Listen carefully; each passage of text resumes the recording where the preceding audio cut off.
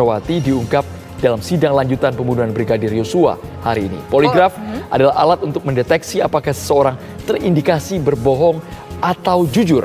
Ya, dari hasil poligraf ini pemirsa, keduanya dinilai berbohong soal kesaksian pembunuhan terhadap Brigadir Yosua. Apakah hasil tes poligraf ini bisa digunakan dalam pembuktian di pengadilan? Selain itu, Kabar Petang pemirsa juga akan membahas mengenai pemberian pangkat Letnan Kolonel tituler kepada pesohor Deddy Corbuzier yang memantik pro dan kontra. Apa alasan pemberian pangkat tituler ini? Adakah sudah cukup layak pemirsa? Kita akan bahas di Kabar Petang. Saya Tisa Noveni dan Arobeda Merkuri. Inilah Kabar Petang selengkapnya.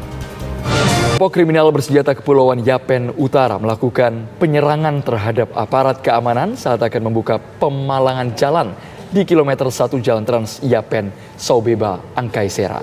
Insiden ini mengakibatkan satu warga sipil tewas dan 3 unit kendaraan Polres Yapen terbakar. Di Sambo dan Putri Chandrawati dalam skenario tewasnya Brigadir Yosua semakin terkuak dari hasil tes poligraf yang dilakukan Puslap 4. Saksi ahli Adi Febrianto Air Roshid menjelaskan hasil tes poligraf yang menunjukkan indikasi bahwa keduanya telah berbohong. Tes poligraf telah dilakukan dengan hasil yang identik dan menunjukkan indikasi bohong. Dua terdakwa Ferdi Sambo dan Putri Chandrawati kompak membantah hasil tes poligraf. Berikut bantahan terdakwa Ferdi Sambo dan Putri Chandrawati di persidangan hari ini. Sumirat mengatakan pihaknya telah menerima 2 senjata dan 10 selongsong peluru sebagai barang bukti dalam kasus penembakan Brigadir Yosua. Namun hasil pemeriksaan barang bukti ini tidak bisa memberikan petunjuk kuat karena timnya tidak mengambil langsung barang bukti dari TKP. Pemirsa, untuk mengetahui informasi terbaru dari persidangan Sambo CS sudah ada rekan kami Ahir Nasution di rekapitulasi nasional hasil verifikasi partai politik. Pemirsa, sebuah mobil box menabrak kendaraan lainnya yang sedang melaju di depannya di Tol Cipularang, Purwakarta, Jawa Barat. Musibah terjadi saat truk melaju dari arah Bandung menuju Jakarta. Akibat kecelakaan ini, pengemudi Sumatera, tepatnya di daerah Muaro Kalaban, Kota Sawah Lunto, Sumatera Barat. Diduga api berasal dari korsleting listrik pada AC sehingga menimbulkan api dan langsung membakar bagian belakang bus. Lebih dari 40 orang. Pemerintah Provinsi DKI Jakarta melakukan perubahan terhadap slogan Ibu Kota DKI Jakarta. Perubahan slogan ini pun menuai pro dan kontra karena dianggap berbau politis. Berikut pemirsa liputan dari reporter TV One Satyo Graha Leo dan juga juru kamera Aliansyah dari kawasan Jakarta Pusat. Ke kabar lain pemirsa, Komisi Pemilihan Umum KPU RI menerima daftar penduduk potensial pemilih pemilu DP4 dari Kemendagri dan Kemenlu. Lantas pemirsa, bagaimana persiapan penetapan partai politik peserta pemilu 2024 yang akan digelar pada malam hari ini di gedung KPU? Kita segera tanyakan langsung ke rekan kami, ada Kani Dwi Haryani. Kani, silakan. Terima kasih Kani Dwi Haryani atas laporan Anda langsung dari kantor KPU. Pemirsa, sebelumnya KPU Republik Indonesia mendapatkan somasi dari koalisi masyarakat yang terdiri dari anggota KPU dan pegawai teknis daerah. Somasi tersebut disampaikan oleh kuasa hukum pelapor kepada KPU RI.